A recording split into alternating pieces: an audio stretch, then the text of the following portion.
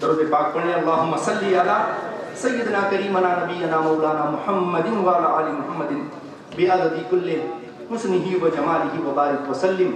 صلاۃ و سلام علیک وعلی آلک وصحبک یا رسول اللہ صلی اللہ تعالی علیہ وسلم. حضرات محترم،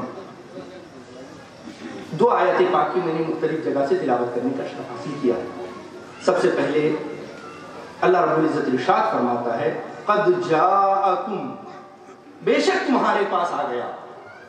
یہ جیسے ہی ترجمہ پڑھا جاتا ہے لوگوں کے ذہنوں میں ایک سوال پیدا ہوتا ہے کہ کیا آ گیا. میں نے جیسے ہی آپ کے سامنے کہا کہ بے شک تمہارے پاس آ گیا تو آپ کے ذہن میں سوال پیدا ہوا کہ نہیں کہ کیا آ گیا. تو اس کیا آ گئے کا جواب آگے آیت میں ہونا چاہیے تھا نا، آگے ہونا چاہیے تھا، پر نہیں. آگے یہ نہیں بتایا بلکہ فرمایا قد جاءکم من اللہ، بے شک تمہارے پاس آ گیا اور اللہ کی طرف سے آ گیا. یہ نہیں بتایا کیا آ گیا بلکہ یہ بتایا کہاں سے آ گیا. جس چیز کے آنے کی خبر دی جا رہی ہے اس کا ذکر نہیں کیا بلکہ وہ چیز کہاں سے آ رہی ہے یہ بتایا.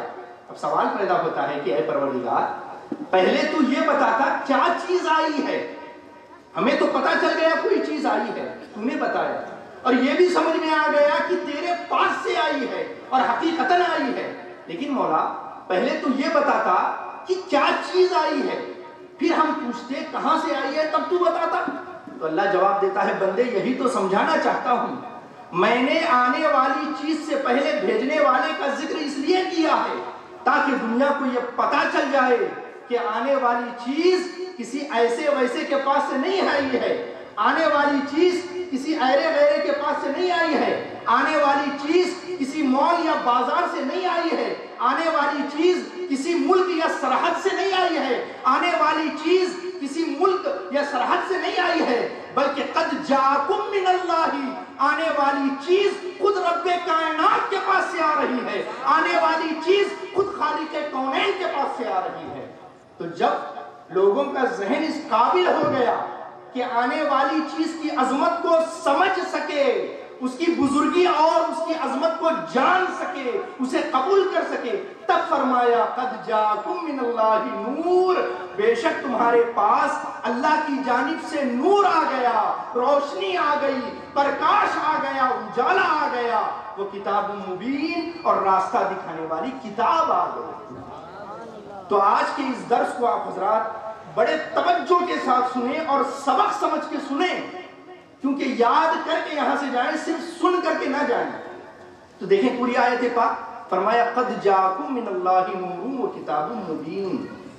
اب اس آیت پاک کے 4 ٹکڑے ہیں، 4 جز ہیں. قد جاءکم 1، من اللہ 2، نور 3، کتاب مبین 4. بے شک تمہارے پاس آ گیا 1، اللہ کی طرف سے آ گیا 2، نور آ گیا 3، کتاب مبین آ گئی 4. 4 چیزیں. اب دیکھیے جب یہ بات سمجھ میں آ گئی، اب اگلا سوال پیدا ہوتا ہے. اللہ فرما رہا ہے بے شک تمہارے پاس آ گیا. اب سوال پیدا ہوتا ہے کہ یہ تمہارے کون لوگ ہیں؟ یہ تمہارے کون لوگ ہیں؟ اللہ کس سے فرما رہا ہے کہ تمہارے پاس نور آ گیا؟ وہ لوگ کون ہیں جن کے پاس نور آ گیا؟ یہ میں آپ کو نور والے آقا کے میلاد کی خوشی منانے کی حقیقت سمجھا رہا ہوں کہ میلاد کی خوشی کون لوگ مناتے ہیں، یہ بتانے کی کوشش کر رہا ہوں. اللہ فرما رہا ہے بے شک تمہارے پاس آ گیا. یہ تمہارے کون لوگ ہیں؟ کس کے بارے میں اللہ کہہ رہا ہے کہ تمہارے پاس آ گیا؟ کیوں؟ اس لیے کہ جب یہ آیت پاک نازل ہوئی تھی ہم تو نہیں تھے، ہمارے باپ دادا بھی نہیں تھے، لکڑ دادا سکڑ دادا بھی نہیں تھے. تو یہ آیت پاک نازل ہوئی، ہم تو نہیں تھے. جب یہ آیت پاک حضور کے قلب اطہر پر نازل ہوئی، اتری، تب حضور نے کس کے سامنے پڑھ کر سنائی؟ ظاہر سی بات ہے صحابہ کرام کے سامنے پڑھ کے سنائی کہ بے شک تمہارے پاس اللہ کی طرف سے نور آ گیا. تو بتائیے وہ خوش ہوئے ہوں گے کہ نہیں ہوئے ہوں گے؟ ظاہر سی بات ہے خوش ہوئے ہوں گے. تو جب وہ خوش ہوئے ہوں گے تو کیا بات یہیں ختم ہو گئی؟ صحابہ کے بعد تابعین کا زمانہ آیا. اب ذرا ان سے پوچھئے اے تابعین اعظام، آپ نے حضور کے مقدس صحابہ کی صحبت پائی ہے، ذرا یہ تو بتائیے قد جاءکم کا مطلب کیا ہے؟ کیا وہ نور، وہ کتاب صرف صحابہ کے پاس آئی تھی یا وہ نور اور کتاب آپ کے پاس بھی آئی ہے؟ تو تابعین نے جواب دیا کہ جب صحابہ نے ہمارے سامنے پڑھ کر سنایا قد جاءکم، تو وہ نور صرف صحابہ کے پاس نہیں آیا تھا بلکہ وہ نور ہمارے پاس بھی آیا ہے۔ پھر تابعین کا وقت چلا گیا، تبع تابعین کا زمانہ آیا، ان سے بھی پوچھا گیا، انہوں نے بھی بتایا جس طرح وہ نور صحابہ کے پاس آیا تھا، تابعین کے پاس آیا تھا، اسی طرح وہ نور ہمارے پاس بھی آیا۔ پھر تبع تابعین کا بھی دور ختم ہوا، ائمہ مجتہدین کا دور آیا۔ اب پھر سوال پوچھا گیا کہ اے امام اعظم ابو حنیفہ، اے امام مالک، اے امام احمد بن حنبل، اے امام شافعی، ذرا یہ تو بتائیے قد جاءکم کا مطلب کیا ہے؟ بے شک تمہارے پاس اللہ کی جانب سے نور آ گیا، تو کیا وہ نور صرف صحابہ کے پاس آیا تھا، صرف تابعین کے پاس آیا تھا، صرف تبع تابعین کے پاس آیا تھا، یا وہ نور آپ کے پاس بھی آیا ہے؟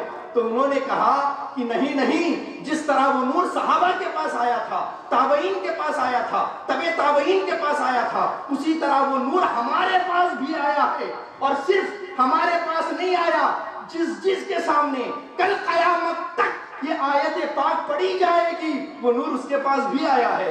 مبارک ہو آپ کو، آج رانے من نور کی اس مبارک زمین پر آپ کے سامنے پڑھا جا رہا ہے قد جاءکم من اللہ نور، وہ نور آپ کے پاس بھی آیا ہے۔ اور کل ہم نہیں رہیں گے، ہماری نسلیں آنے والی آئیں گی، یہ خطاب ہوتا رہے گا تو وہ نور ان کے پاس بھی آئے گا، اور یہ نور اپنا فیضان اس وقت تک بانٹتا رہے گا جب تک حضرت اسرافیل سور نہیں پھونک دیتے، جب تک قیامت نہیں آ جاتی، تب تک قد جاءکم کا فیضان جاری رہے گا، اور جب تک قد جاءکم کا فیضان جاری رہے گا آنے والے نور کا فیضان بھی جاری رہے گا، آنے والی کتاب کا بھی فیضان جاری رہے گا۔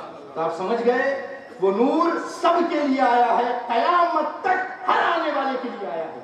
تو جب یہ بات سمجھ میں آ گئی، اب نور کے بارے میں 4 باتیں بڑی توجہ طلب ہیں، 4 باتیں۔ پہلی بات، نور کا معنی ہے اجالا، روشنی، پرکاش، لائٹ۔ اور یہ جو پوری کائنات ہے، پوری دنیا ہے، یہ زمین و آسمان، یہ سمندر ریگستان، یہ پہاڑ اور میدان، یہ سب کے سب حقیقتاً اندھیرے میں ہیں۔ یہ دنیا کی اصل اندھیرا ہے، روشنی نہیں ہے، اجالا نہیں ہے، لائٹ نہیں ہے۔ اس کی حقیقت کیا ہے؟ دنیا کی اندھیرا ہے، اور اس اندھیرے کو دور کرنے کے لیے روشنی لائی جاتی ہے۔ ایسا آپ نے کبھی نہیں دیکھا ہوگا کہ اجالے کو ختم کرنے کے لیے اندھیرا لایا گیا ہو، روشنی کو ختم کرنے کے لیے تاریکی لائی گئی ہو، ایسا آپ نے کبھی نہیں دیکھا ہوگا، بلکہ اندھیرے کو ختم کرنے کے لیے روشنی لائی جاتی ہے۔ حقیقت میں یہاں اندھیرا ہے، اس اندھیرے کو دور کرنے کے لیے جلسہ کرنے والوں نے یہ لائٹیں لگائی ہیں۔ حقیقت میں روم کے اندر اندھیرا ہوتا ہے، اس اندھیرے کو دور کرنے کے لیے چراغ جلایا جاتا ہے۔ زمین پر حقیقت میں اندھیرا ہے، اس اندھیرے کو دور کرنے کے لیے صبح صادق کے وقت سورج نکلتا ہے۔ تو پتہ کیا چلا؟ اس کائنات کی اصل، اس دنیا کی اصل روشنی نہیں ہے، اجالا نہیں ہے، حقیقت میں اندھیرا ہے، اور اس اندھیرے کو بھگانے کے لیے، اس تاریکی کو دور کرنے کے لیے نور لایا جاتا ہے۔ پتہ چلا نور کب لایا جاتا ہے؟ اب اگلی بات، دوسری بات، نور میں اور تاریکی میں، اجالے میں اور اندھیرے میں ایک ایسی کشمکش ہے، ایسا اختلاف ہے، ایسی لڑائی ہے کہ یہ کبھی بھی ایک اسٹیج پر جمع نہیں ہو سکتے، کبھی بھی صبح اور بھری شام ایک ساتھ جمع نہیں ہو سکتے۔ ان کے درمیان ایسا اختلاف ہے، یا تو روم کے اندر اندھیرا ہوگا یا تو روشنی ہوگی، زمین پر یا تو اجالا ہوگا یا تو اندھیرا ہوگا، اسٹیج پر یا تو اجالا ہوگا یا تو اندھیرا ہوگا، آسمان پر یا تو اندھیرا ہوگا یا تو روشنی ہوگی۔ یہ کبھی بھی دونوں ایک ساتھ جمع نہیں ہو سکتے۔ یہ 2 باتیں ہو گئی، روشنی آئے گی تو اندھیرا چلا جائے گا، یہ دونوں کبھی ایک جگہ پر نہیں جمع ہو سکتے۔ یہ 2 باتیں ہوں گی۔ تیسری بات، اجالے اور روشنی اور اندھیرے کے تعلق سے، کائنات کی ہر چیز 2 خاندانوں میں بٹی ہوئی ہے، یا تو اس کا تعلق اجالے کے خاندان کے ساتھ ہے، یا تو اس کا تعلق اندھیرے کے خاندان سے ہے، یا تو اس چیز کا تعلق روشنی کے ساتھ ہے، یا تو اس کا رشتہ اندھیرے کے ساتھ ہے۔ کائنات کی ہر چیز 2 خاندانوں میں سے کسی ایک خاندان کے ساتھ تعلق رکھتی ہے، یا تو اجالے کے خاندان کے ساتھ یا تو اندھیرے کے خاندان کے ساتھ۔ اب میں مثال دے کر آپ کو سمجھاتا ہوں۔ کفر ایک تاریکی ہے، ایمان ایک نور ہے، شرک ایک تاریکی ہے، توحید ایک نور ہے، بدعقیدگی ایک تاریکی ہے، خوش عقیدگی ایک نور ہے، جھوٹ بولنا اندھیرا ہے، سچ بولنا ایک نور ہے، انتقام لینا ایک تاریکی ہے، معاف کر دینا ایک نور ہے، نفرت عداوت دشمنی ایک تاریکی ہے، پیار محبت دوستی ایک نور ہے، حتیٰ کہ جہنم اندھیرا ہے جنت نور ہے۔ سمجھ میں آ گیا؟ کائنات کی ہر چیز دو خاندانوں میں بٹی ہوئی ہے، کسی کا تعلق نور کے خاندان کے ساتھ ہے، کسی کا تعلق اندھیرے خاندان کے ساتھ ہے۔ یہ کتنی بات ہو گئی؟ 3 بات۔ اب چوتھی اور آخری بات وہ یہ کہ جب جب دنیا میں تاریکی دنیا پر حملہ آور ہوتی ہے، جب جب اندھیرا انسانیت پر اپنے پنجے گاڑنا چاہتا ہے، جب جب ظلمت انسان کے دل پر اپنا قبضہ جمانا چاہتی ہے، تب تک اس اندھیرے کو دور کرنے کے لیے، اس تاریکی کو مٹانے کے لیے، اس ظلمت کو بھگانے کے لیے قد جاءکم من اللہ نور، اللہ کی طرف سے نور آتا ہے، تب اللہ کی جانب سے نور آتا ہے۔ کفر کی تاریکی پھیل چکی ہے، ایمان کا نور چاہیے، شرک کی تاریکی پھیل چکی ہے، توحید کا نور چاہیے، بدعقیدگی کی تاریکی پھیل چکی ہے، خوش عقیدگی کا نور چاہیے، جھوٹ کی تاریکی پھیل چکی ہے، سچ کا نور چاہیے، نفرت کی تاریکی پھیل چکی ہے، محبت کا نور چاہیے، انتقام کی تاریکی پھیل چکی ہے، معاف کرنے کا نور چاہیے، اور جہنم کی تاریکی پھیل چکی ہے، جنت کا نور چاہیے، جنت کا نور چاہیے۔ تو جب وہ نور آیا اور جب جب تاریکی انسانیت پر اپنے پنجے جماتی ہے، وہ نور اس تاریکی کو ختم کرتا ہے، اس تاریکی کو مٹا دیتا ہے، اس تاریکی کو بھگا دیتا ہے۔ کیونکہ میں نے پہلے ہی آپ کو سمجھایا ہے، اندھیرا اور روشنی ایک ساتھ نہیں جمع ہو سکتے۔ اب جب نور آ گیا اللہ کی طرف سے، اندھیرے کو بھاگنا پڑے گا، تاریکی کو راستہ چھوڑنا پڑے گا۔ کیوں؟ قد جاءکم من اللہ نور، تمہارے پاس اللہ کی جانب سے نور آ گیا۔ اب ذرا سیر کرتے ہیں، دیکھتے ہیں اس نور کے ساتھ جب وہ نور آیا تو اپنے ساتھ ایسے انوار الہیہ کو لے کر آیا کہ دنیا میں جتنا اندھیرا تھا، جس شکل میں اندھیرا تھا، جس صورت میں اندھیرا تھا، اس نور نے انوار الہیہ کے طفیل ان سارے اندھیروں کو ختم کر دیا، ان سارے اندھیروں کو دور کر دیا۔ اب اس نور کی ولادت ہو رہی ہے، پیدائش ہو رہی ہے، جس کے بارے میں اللہ فرما رہا ہے قد جاءکم من اللہ نور، اس کی پیدائش ہو رہی ہے۔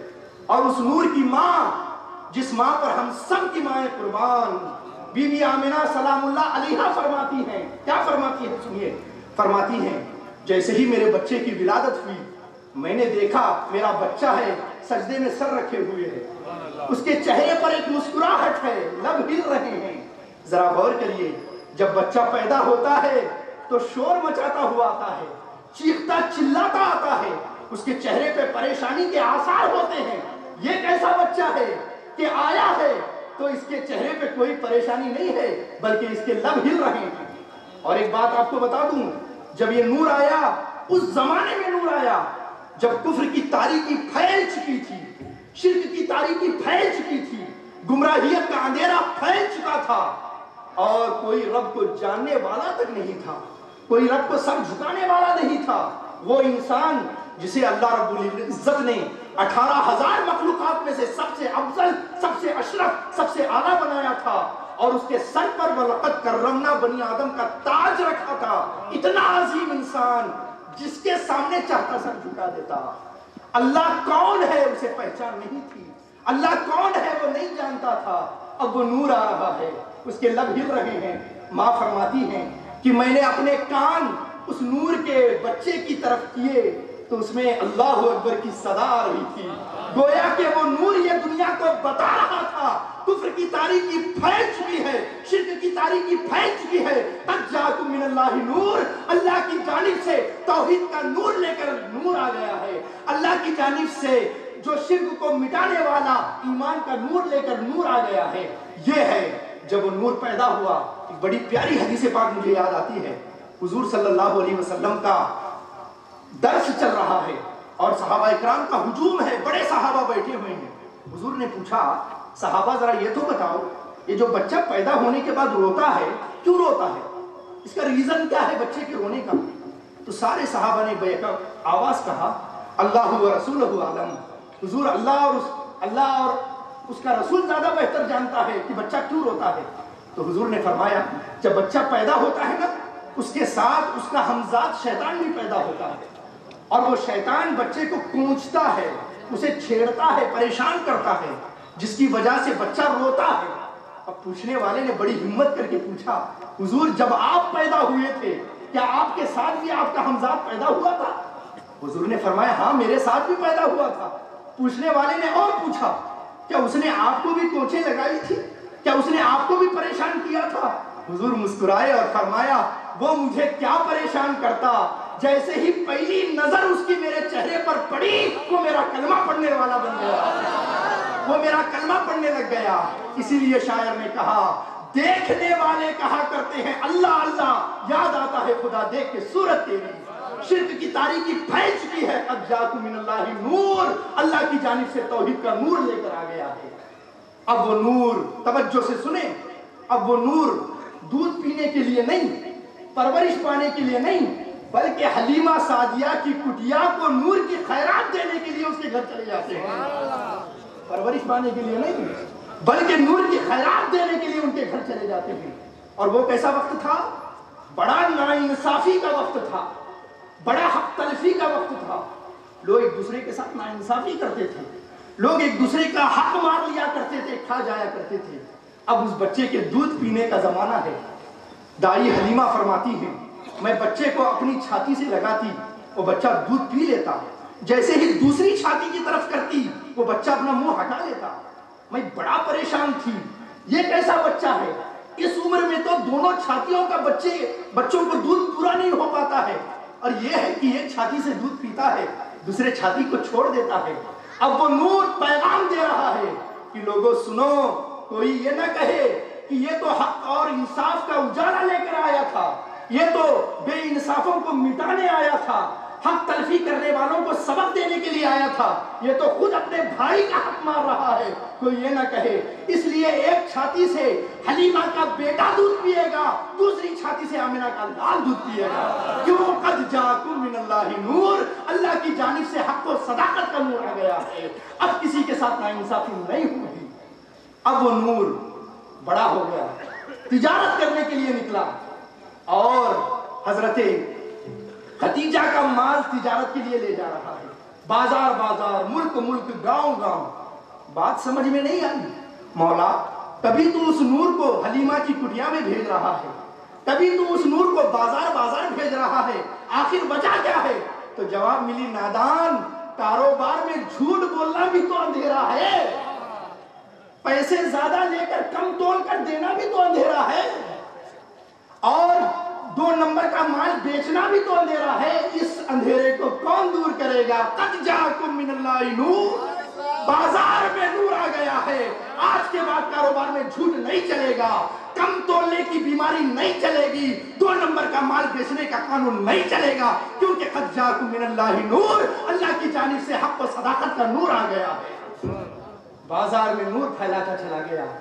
اب اس نور کا نکاح ہو رہا ہے، نکاح ہو رہا ہے۔ کس کے ساتھ نکاح ہو رہا ہے بھائی؟ اس کے ساتھ نکاح ہو رہا ہے جو بیوہ خاتون ہے، حضرت خدیجہ رضی اللہ تعالیٰ عنہ۔ توجہ سے سنیں جہاں تک آواز جا رہی ہے، ایک بار بیوہ نہیں، 2 بار بیوہ، 2 بار بیوہ، ان کے ساتھ نور کا نکاح ہو رہا ہے۔ اور کون نور؟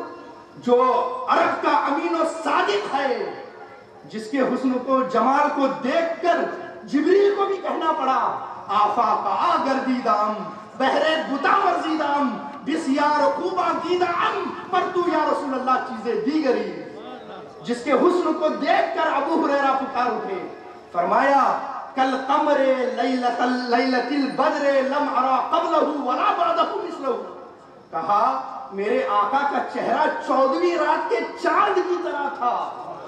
جیسے ہی منہ سے یہ جملہ نکلا نا کہ حضور کا چہرہ 14ویں رات کے چاند کی طرح تھا، خاموش ہو گئے، سوچنے لگ گئے میں نے کیا کہہ دیا، پھر فوراً بولے لم ارا قبلہ ولا بعدہ مثلہ، میں نے اپنے حبیب جیسا حسین نہ ان سے پہلے کبھی دیکھا نہ کبھی بعد میں دیکھا، اتنے حسین۔ اور حسان بن ثابت پاس میں کھڑے تھے، انہوں نے کہا ارے دیکھتے کیسے، کسی ماں نے جنا ہوتا تو دیکھتے، میرے حبیب جیسا کسی ماں نے جنا ہی نہیں ہے۔ اور आला हजरत पुकार उठे, यही बोले सिदरा वाले, चमने जहां के थाले सभी मैंने छान डाले, तेरे पाए का न पाया तुझे यक ने यक बनाया। अब उस नूर का निकाह बेवा के साथ हो रहा है। अगर वो इशारा कर देते, अरब की खूबसूरत से खूबसूरत खातून उनके निकाह में आने को तैयार हो जाती है, कुंवारी से कुंवारी लड़की उनके निकाह में आने को तैयार हो जाती है, लेकिन बेवा का इंतखाब कर रहे हैं। क्यों? इसलिए कि अगर हुजूर भी कुंवारी से निकाह कर लेते तो बेवाओं को गले से कौन लगा था, बेवाओं को इज्जत क्यों कौन देता? इसलिए कि उस जमाने में बेवा को बड़ी अभागन समझा जाता था, बेवा को बड़ी जलील और रुस्वा निगाहों से देखा जाता था, उसे बड़ी कमीनी समझा जाता था। तो इस अंधेरे को कौन दूर करेगा? अगर कोई औरत बेवा हो गई है, उसमें उसका क्या कसूर है? ये तो तकदीर इलाही की वजह से है। अब ऐलान आ गया, क़द जाअकुम मिनल्लाहि नूर। अब कोई बेवा को अभागन नहीं समझेगा, अब कोई बेवा को मनहूस नहीं समझेगा, क्योंकि मेरा नूर बेवा को गले से लगाने के लिए आ गया है। क़द जाअकुम मिनल्लाहि नूर। अब वो नूर बेवा को उसका हक दिला रहा है। और किस बेवा को? जरा अंदाजा करें, माइक पे बैठकर, मीडिया पे बैठकर लोग बकबक करते हैं और हुजूर की शादियों पर टिप्पणी करते हैं कि हुजूर को औरतों की शौक थी, हुजूर को औरतों का चस्का था। माज़अल्लाह सुम्मा माज़अल्लाह। जरा हुजूर की सीरत देखिए। बकबक करना बड़ा आसान है, लेकिन मेरे आका की तरह जिंदगी गुजार कर दिखाओ तब पता चलेगा। मेरे आका हैं, बेवा के साथ जिंदगी गुजार रहे हैं। हजरत खदीजा का आखिरी वक्त है, तवज्जो से सुनना।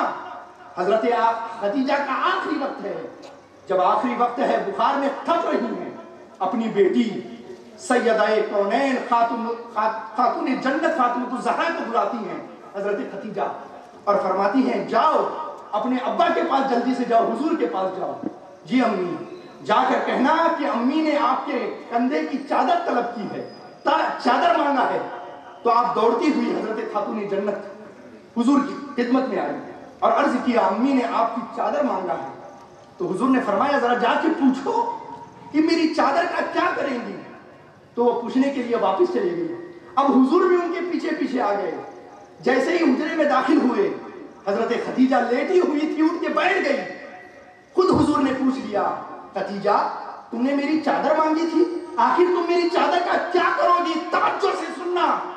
वो खातून कहती है, हुजूर मेरा बुखार बहुत शदीद हो गया है, मुझे लगता है मेरी जान लेकर जाएगा। हुजूर मेरी आखिरी ख्वाहिश है कि जो मुझे आखिरी कफन दिया जाए वो आपकी चादर में दिया जाए। कायनात की कोई और बीवी है जो अपने शौहर से अपना आखिरी कफन मांगे तो उसकी चादर में मांगे? जिनको एक बीवी संभालने नहीं होता वो मेरे हुजूर की शादियों पे बात करते हैं, कितने अफसोस की बात है। जरा अंदाजा करें, वो कहती हैं, हुजूर मेरी आखिरी ख्वाहिश है कि मुझे जो आखिरी कफन दिया जाए आपकी चादर में दिया जाए। अब जरा हुजूर का जवाब भी सुनिए, और वो जवाब इन कानों से नहीं, दिल के कानों से सुनना। हुजूर फरमाते हैं, लव अरती जिल्द लातैतुके, खदीजा तूने बहुत छोटी चीज मांगी है, अगर तू मोहम्मद से मोहम्मद की चमड़ी भी मांग लेती मैं वो भी उतार कर तुझे दे देता, मैं वो भी उतार कर तुझे दे देता। क़द जाअकुम मिनल्लाहि नूर।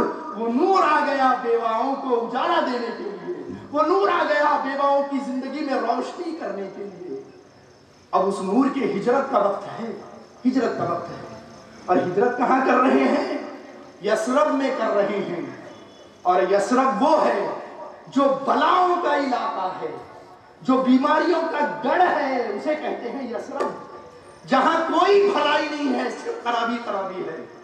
अब हुजूर ने, उस नूर ने अपने कदमों की बरकत से यसरब को मदीना मुनव्वरा बना दिया और ऐसा शहर बना दिया, अल्लाह की इज्जत की कसम, सारी दुनिया की भलाइयां सिमट कर उस मदीना में चली गई, क्योंकि नूर वहां आ गया।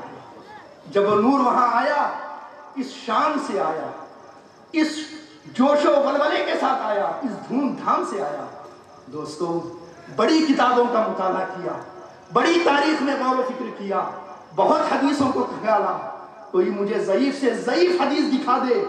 जब वो नूर मदीना में आ रहा था, उस वक्त मदीना वालों ने कोई खुशी ना मनाई हो, उस वक्त मदीना वालों ने अपने घर का दरवाजा बंद रखा हो, اس وقت مدینہ والوں نے کوئی چراغاں نہ کیا ہو، کوئی نغمہ نہ گنگنایا ہو، کوئی جلوس نہ نکالا ہو۔ ارے جب وہ نور مدینے میں آ رہا تھا، اس شان سے آ رہا تھا کہ مدینے کا ہر شخص مدینے سے باہر نکل کر اس نور کا استقبال کر رہا تھا، اور خالی ہاتھ نہیں، دف لے کر جلوس کی شکل میں استقبال کر رہا تھا، جلوس کی شکل میں استقبال کر رہا تھا، جلوس کی شکل میں اس نور کو بلا رہا تھا اور اسے یاد کر رہا تھا، اور یہ وہی نور ہے، اور کہہ رہا تھا طلع البدر علینا من ثنیات الوداع وجب الشکر علینا ما دعا للہ داعی۔ یہ وہی ترانہ ہے جو نور کے استقبال میں عاشقان مصطفیٰ کی زبان پر سجا ہوا تھا، عاشقان مصطفیٰ کی زبان پر سجا ہوا تھا۔ اور اگر آج کوئی اس نور کی آمد کی خوشی میں خوشیاں مناتا ہے، اپنے گھروں کو سجاتا ہے، اپنے دکانوں کو سجاتا ہے، گلی کوچوں بازاروں کو سجاتا ہے، اور اس کی زبان پر نور والے کی خوشیاں ہوتی ہیں، تو کیا برا کرتا ہے؟ یہ تو حقیقت میں صحابہ کی سنت ہے، اہل مدینہ کی سنت ہے، اور عاشقان مدینہ کی سنت ہے، کیونکہ وہ بھی کر رہے تھے، وہ بھی ایسا ہی کر رہے تھے۔ اور ذرا غور کریں، الحمدللہ ہم سب بھی اہل مدینہ کے نقش قدم پر ہیں، کیونکہ میں نے مسئلہ پہلے ہی بتا دیا ہے کہ وہ نور صرف مکہ مدینہ والوں کے لیے نہیں تھا، وہ نور صرف صحابہ تابعین تبع تابعین کے لیے نہیں آیا تھا، وہ نور قد جاکم من اللہ نور، وہ نور ہمارے پاس بھی، آپ کے پاس بھی آیا ہے۔ اور اگر نہیں آیا تو انکار کر دو کہ ہمارے پاس نہیں آیا، اور اگر آیا ہے تو پھر کیوں نہیں عاشقان مدینہ کی طرح طلع البدر علینا کے نغمے گنگناتے؟ کیوں نہیں کہتے نور والا آیا ہے، نور لے کر آیا ہے، سارے عالم میں دیکھو کیسا نور چھایا ہے؟ یہ کیوں نہیں کہتے؟ اب ایک بات رہ گئی تو جو اب سنا رہا ہوں، جس وقت وہ نور مدینہ میں آ رہا تھا، اس وقت کچھ بدبخت لوگ وہاں بھی تھے جو اپنے گھر کا دروازہ بند کر کے بیٹھے ہوئے تھے، ان کے چہرے پہ 12 بجے ہوئے تھے، ان کے دل پر قبض طاری تھا، ان کے جانوں پر تکلیف تھی، کیونکہ ان کو نور کا آنا پسند نہیں آ رہا تھا، وہ نور کے آنے پہ خوش نہیں ہو رہے تھے۔ تو میرے بھائیوں، اب کسی مناظرے کی ضرورت نہیں، کسی دلیل اور ثبوت کی ضرورت نہیں۔ جو نور کے آمد کی خوشی میں خوشیاں مناتا ہے، جو نور کی آمد کی خوشی میں اپنے گھر بار کو سجاتا ہے، سمجھ جاؤ کہ یہ اہل مدینہ کے نقش قدم پر ہے، اور جو نور کے آمد کی خوشی پر گھر نہیں سجاتا، اس کے چہرے پہ 12 بجتے ہیں، سمجھ جاؤ کہ یہ اہل مدینہ کے نقش قدم پہ نہیں، منافقین مدینہ کے نقش قدم پر ہے۔ تو جو نقش قدم مدینہ پر ہوتے ہیں وہ نور کی خوشیاں مناتے ہیں۔ اب وہ نور مدینہ میں نور کی خیرات بانٹ رہا ہے، وہ مدینہ کہ اس نور کے آنے سے پہلے بڑا اندھیرا تھا، بڑی تاریکی تھی، بڑی ظلمت تھی، ایسی ظلمت تھی کہ جس کو بیان بھی نہیں کیا جا سکتا۔ مدینہ میں 2 بڑے بڑے قبیلے تھے، ایک اوس ایک خزرج۔ یہ 2 قبیلے ایسے تھے، ان کی آپس میں بڑی دشمنی تھی، ایک دوسرے کے جانی دشمن تھے، ایک دوسرے کا خون پینے کو دوڑتے تھے، ایک دوسرے سے بڑی نفرت کرتے تھے۔ اور کس وجہ سے نفرت کرتے تھے؟ کوئی بڑی بات نہیں ہوتی۔ اگر کسی قبیلے والے کا گھوڑا پانی پی رہا، دوسرے قبیلے والے کا گھوڑا آ کر وہاں پانی پی دیتا، اس پر 8 پشت تک جنگ ہوتی رہتی کہ تیرے گھوڑے نے میرے گھوڑے کا پانی جھوٹا کر دیا ہے۔ اتنی جہالت تھی۔ اگر کسی کا گھوڑا دوڑ رہا ہوتا، دوسرے کے گھوڑے نے اسے اگر اوورٹیک کر لیا، اس کو سائڈ ڈال دیا، تو اس پر اختلاف شروع ہو جاتا۔ اتنی لڑائی، اتنا اختلاف، ایسے ماحول میں قد جاکم من اللہ نور، اللہ کا نور آ گیا۔ اب دنیا نے اپنی ماتھے کی نگاہوں سے دیکھا، اور دنیا نے یہ منظر بھی دیکھا۔ کل تک جو خون کے ایک دوسرے کے پیاسے تھے، جن کے نزدیک ایک دوسرے کا خون پانی سے بھی زیادہ سستا ہو گیا تھا، آج یہ ماحول ہے۔ پتہ ہی نہیں چلتا کہ یہ کس قبیلے کا شخص ہے، پتہ ہی نہیں چلتا یہ کس قبیلے والے کا گھر ہے، معلوم ہی نہیں پڑتا یہ کس قبیلے والے کا کھیت ہے، معلوم ہی نہیں پڑتا یہ کس قبیلے والے کی دکان ہے۔ کیوں؟ اس لیے کہ گھر اوس والے کا ہوتا، خزرج والا اس میں رہ رہا ہوتا، دکان اوس والے کی ہوتی، खदरज वाला उसे चला रहा होता, खेत खदरज वाला का होता, औस वाला उसमें काम कर रहा होता, कुआं खदरज वाले का होता, औस वाला उसमें भर रहा होता, सारी नफरतें खत्म हो गई, सारी अदावतें खत्म हो गई, सारी दुश्मनी खत्म हो गई। और क्यों ना खत्म हो, क़द जाअकुम मिनल्लाहि नूर, अल्लाह की जानिब से मोहब्बत का नूर आ गया है, अल्लाह की जानिब से मोहब्बत का नूर आ गया है। कहाँ गई वो दुश्मनी, कहाँ गई वो नफरत, कहाँ गई वो अदावत, कहाँ गई वो एक दूसरे का खून पीने का जज्बा, वो तो चला गया क्योंकि नूर आ गया। और जब नूर आ गया तो नफरत नहीं रह सकती। जरा अंदाजा करें, एक सहाबी हैं हजरत अबू उबैदा बिन जर्राह रज़ी अल्लाह तआला अन्हु, ये मक्का से हिजरत करके मदीना आते हैं। जब मक्का से हिजरत करके मदीना आते हैं, खाली हाथ आते हैं, अपना वतन छोड़ते हैं, मुल्क छोड़ते हैं, अपना कारोबार, बिजनेस, तिजारत, हत्ता के अपने बीवी बच्चों को छोड़कर हुजूर की मोहब्बत में, दीन की हिफाजत की खातिर मदीना आते हैं, खाली हाथ मदीना आते हैं। अब तवज्जो से सुनिए, जब मदीना आते हैं हुजूर उनका हाथ पकड़ते हैं, हजरत अबू उबैदा बिन जर्राह का एक सहाबी को बुलाते हैं और फरमाते हैं, ऐ सहाबी, आज से अबू उबैदा बिन जर्राह तेरा भाई है, आज से मैंने इसे तेरा भाई बना दिया है। हुजूर फरमाते हैं, अब वो सहाबी हजरत अबू उबैदा बिन जर्राह का हाथ पकड़ते हैं, अपने घर को लेकर जाते हैं और जाकर फरमाते हैं, मेरे भाई अबू उबैदा सुन, मेरे 2 मकान है, मैं एक मकान खाली करता हूँ, तू उसमें रहने लग जा। मेरे पास 2 दुकानें हैं, मैं एक दुकान छोड़ता हूँ, तुझे देता हूँ। मेरे पास 2 खेत हैं, मैं एक खेत तुझे देता हूँ। हत्ता के मेरे पास 2 बीवियां हैं, मैं एक को तलाक देता हूँ, इद्दत पूरी होने के बाद तू उससे निकाह कर लेना। कहाँ गई वो नफरत, कहाँ गई वो अदावत। जब 6 इंच जगह देने को तैयार नहीं थे, आज पूरा घर देने को तैयार हैं। ये कहां से जज्बा आया? क़द जाअकुम मिनल्लाहि नूर, अल्लाह की जानिब से नूर आ गया। उस नूर ने सारी दुश्मनी को खत्म कर दिया। अब हम अपना मुहासबा करें, हम उस नूर की महफिल मना रहे हैं, हमें उस नूर से क्या हिस्सा मिला? अभी तक की जो तकरीर थी वो नूर के मीलाद की तकरीर थी, अब मकसदे मीलाद की तकरीर में बता रहा हूं। वो नूर आया तो हमें क्या करना चाहिए? वो नूर सहाबा के पास आया, उन्होंने दुश्मनियां छोड़ दी, अपने भाई से नहीं गैरों से। और हम हैं, हर साल नूर का मीलाद मना रहे हैं, लेकिन अपने भाई के लिए 6 इंच जगह छोड़ने को तैयार नहीं है, अपने भाई के लिए दुकान छोड़ने को तैयार नहीं है, अपनी बहन के लिए उसका हक देने को तैयार नहीं है। क्या फायदा नूर की विलादत की खुशी मनाने का, जब मकसदे मीलाद को हम फरामोश कर रहे हैं तो हमें क्या मिलेगा? अल्लाह फरमाता है मकसदे मीलाद के बारे में, फरमाता है लक़द कान लकुम फी रसूलिल्लाहि उस्वतुन हसना, कि लोगों मेरे हबीब की जिंदगी में तुम्हारे लिए बेहतरीन नमूना है, मेरे हबीब की जिंदगी में तुम्हें बेहतरीन कामयाब होने का दस्तूर मिल जाएगा। जरा अंदाजा करें, अब अल्लाह फरमा रहा है कि मेरे महबूब की जिंदगी में तुम्हारे लिए बेहतरीन नमूना है। तो हुजूर की जिंदगी कितनी है भाई, कितनी है हुजूर की जिंदगी? 23 साल 63 साल है हुजूर की जिंदगी। लेकिन हम लोग कौन सी जिंदगी से हुजूर का सबक ले रहे हैं? तवज्जो से सुनना। जब हुजूर ने मुनाफिकों को मदीना से निकाला था, वो हम अपनी जिंदगी में अप्लाई कर रहे हैं।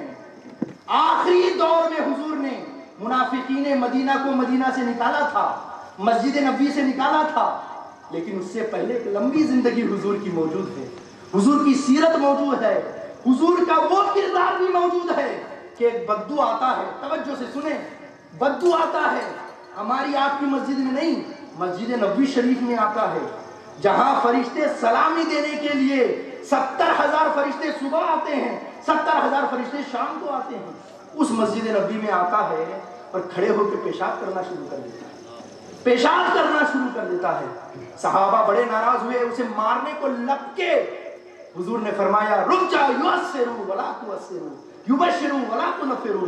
फरमाया लोगों, सख्तियां ना पहुंचाया करो, नरमी पहुंचाया करो, नफरत की बातें न किया करो, मोहब्बत की बातें किया करो।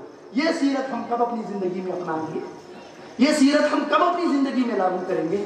और याद रखें, जो आज का वक्त है हिंदुस्तान का, और सिर्फ हिंदुस्तान का नहीं पूरी दुनिया का, आज अगर हमें वापिस कोई इज्जत मिल सकती है तो हुजूर की 40 साल जिंदगी से मिल सकती है, जो ऐलान नबूवत के पहले की है, ऐलान नबूवत के पहले की है। اس زندگی پہ ہم عمل کر کے دوبارہ عزتیں پا سکتے ہیں. کیوں؟ علامہ اقبال نے کہا تھا ملا کو جو ہے ہند میں سجدے کی اجازت، نادان یہ سمجھتا ہے کہ اسلام ہے آزاد. ہم کو جو 2 رکعت نماز پڑھنے کی اجازت مل رہی ہے، ہم یہ سمجھ رہے ہیں کہ پورا اسلام آزاد ہو گیا ہے. نہیں، ہمیں اسلام کو اپنے اوپر لاگو کرنے کی ضرورت ہے. آئیے ایک حدیث پاک سناتا ہوں، جو حدیث پاک حضور کی 40 سالہ زندگی کو گھیرے ہوئے ہے. حضور کی 40 سالہ زندگی کی سیرت کو بتا رہی ہے.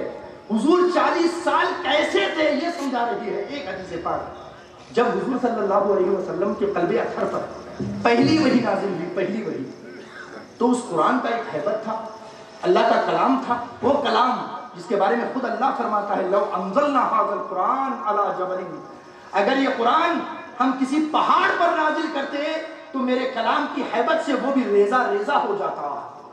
اور یہ صرف کہنے کو نہیں ہے ریزہ ریزہ ہو جاتا، ریزہ ریزہ ہوا ہے. کب ہوا ہے؟ جب حضرت موسیٰ علیہ السلام نے اللہ کی بارگاہ میں التجا کیا، ربی ارنی انظر الیک، مولا میں تجھے دیکھنا چاہتا ہوں. پہلے تو رب نے فرمایا لن ترانی، تم مجھے نہیں دیکھ سکتے، تیرے اندر وہ سکت نہیں ہے کہ میری تجلی کو برداشت کر سکے. لیکن حضرت موسیٰ مقام ناز پر تھے، بار بار التجا کرنے لگے ربی ارنی ربی ارنی ربی ارنی، مولا میں تجھے دیکھنا چاہتا ہوں، میں تجھے دیکھنا چاہتا ہوں. اب اللہ نے فرمایا انظر الی الجبل، ذرا اس پہاڑ کی طرف دیکھ، ان استقر مکانہ فسوف ترانی، اگر یہ پہاڑ اپنی جگہ جمع رہا تو تو مجھے دیکھ سکتا ہے. اب آگے قرآن کہتا ہے فلما تجلی ربہ للجبل جعلہ دکا فخر موسیٰ صعقا، اللہ نے صرف ایک تجلی پہاڑ پر ڈالی تو پہاڑ اللہ کی ایک تجلی کو برداشت نہ کر سکا، ریزہ ریزہ بلاسٹ ہو گیا اور موسیٰ علیہ السلام زمین پر بے ہوش ہو کر گر پڑے. تو سوچئے جس طرح اللہ کی تجلی اللہ کی صفت ہے، اللہ کا کلام بھی اللہ کی صفت ہے.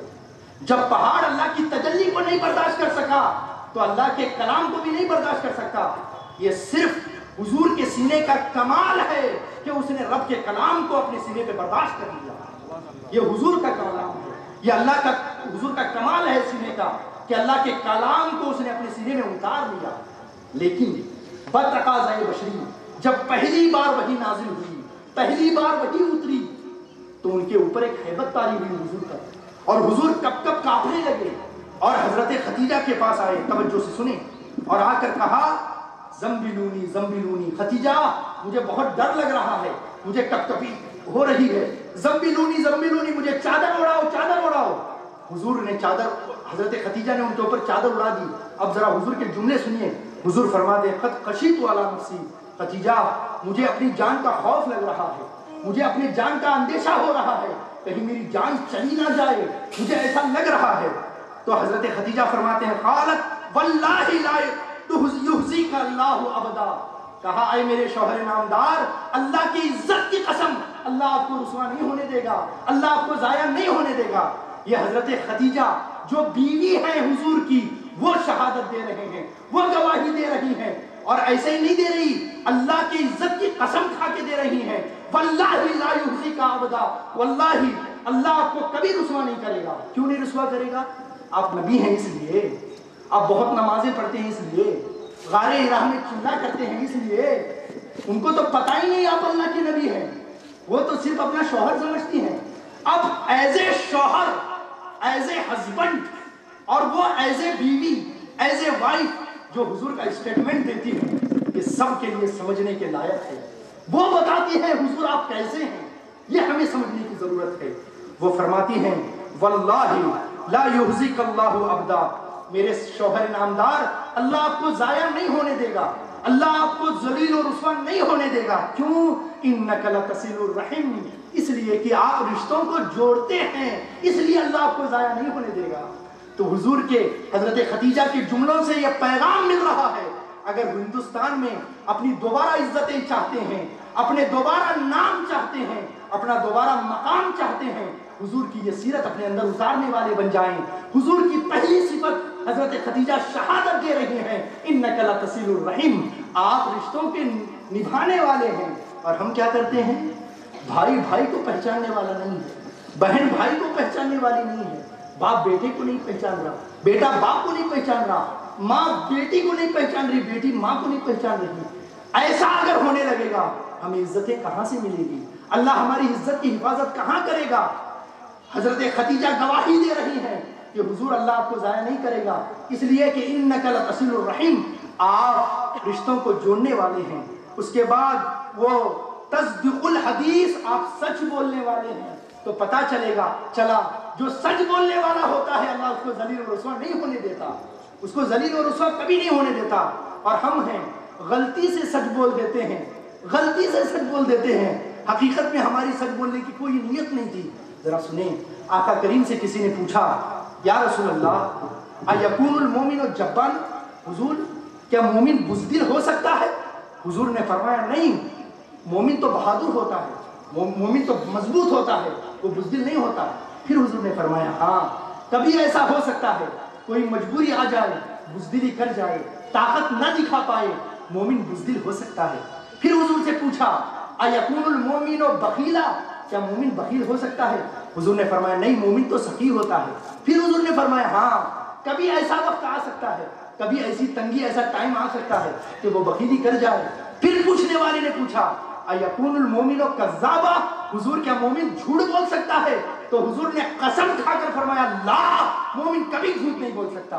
तो बताइए, जब हुजूर फरमा रहे मोमिन झूठ नहीं बोल सकता, आज पूरी दुनिया में सबसे ज्यादा झूठी कौम अगर किसी को समझा जाता है, मुसलमान को समझा जाता है। ये कितने बड़े अफसोस की बात है, ये कितना बड़ा सर पकड़ने की बात है।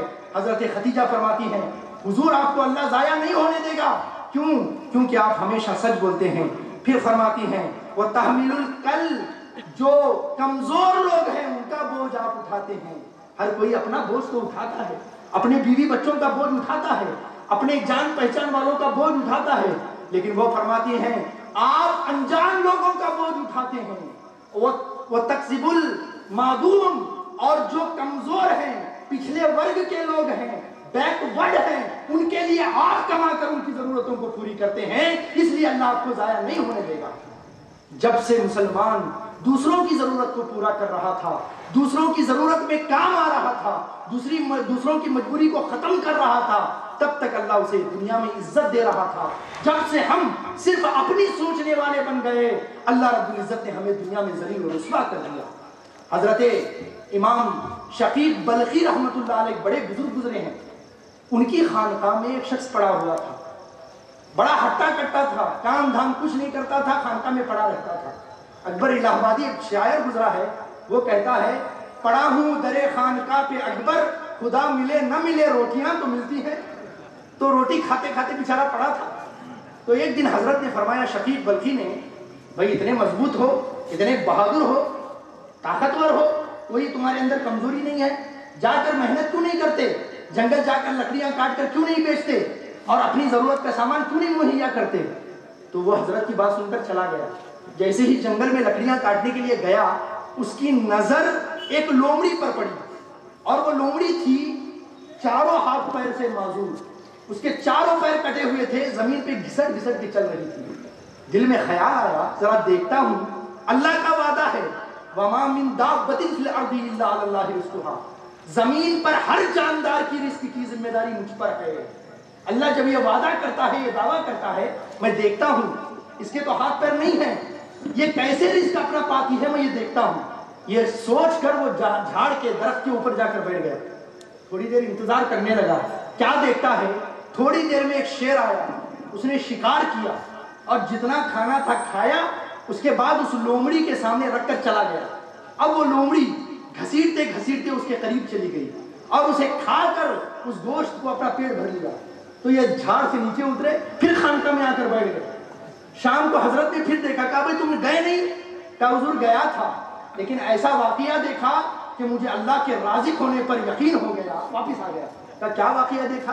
कहा हुजूर मैं गया तो मैंने देखा कि एक लोमड़ी जो है जमीन पे पड़ी हुई है, माजूर है, हाथ भी नहीं है, पैर भी नहीं है, घसीट घसीट के चल रही है।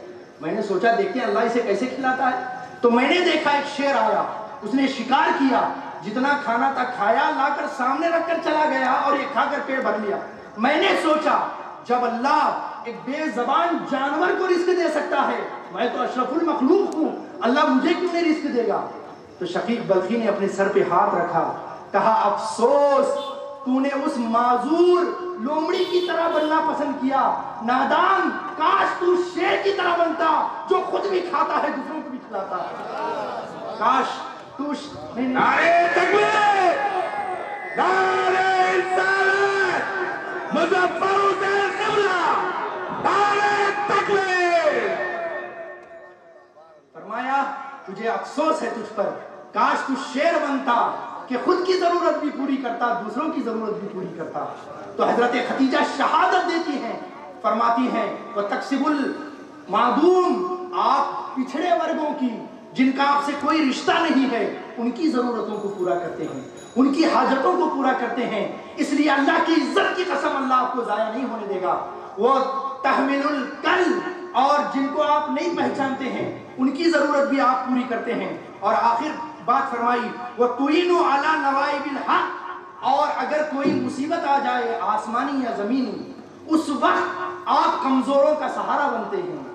اگر بارش ہو جائے، سیلاب ہو جائے یا زلزلہ آ جائے اور جو لوگ اس میں گرفتار ہو گئے ہیں، زلزلہ زدہ ہو گئے ہیں، سیلاب زدہ لوگ ہو گئے ہیں، ان کی ضرورتوں کو آپ پورا کرتے ہیں، ان کے لیے آپ کھڑے ہوتے ہیں، اس لیے اللہ آپ کو ضائع نہیں کرے گا۔